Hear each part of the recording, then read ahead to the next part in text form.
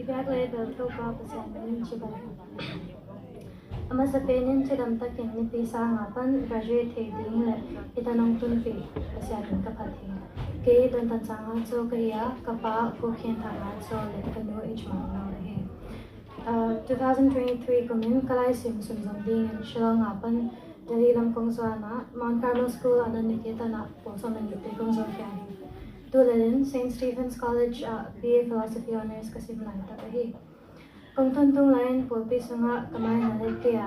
bekin leni pisang kay din zong lawin kamay nga kaya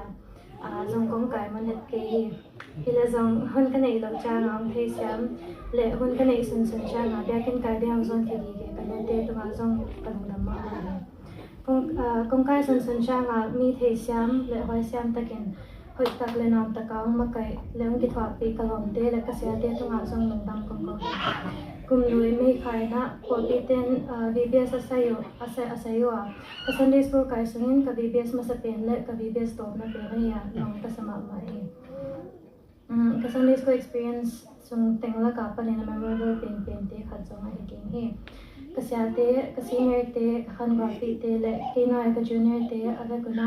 ni pisang lama po pi vai lam tala agyal zo dan le akipya kya zo dan so pe te ma he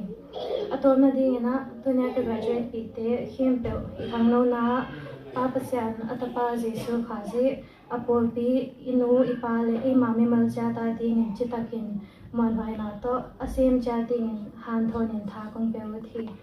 nahi na pe wa zong nong lo ching cha ding kong de sakhi as you step into a new path and journey of your life I wish you all the very best in all your future endeavors.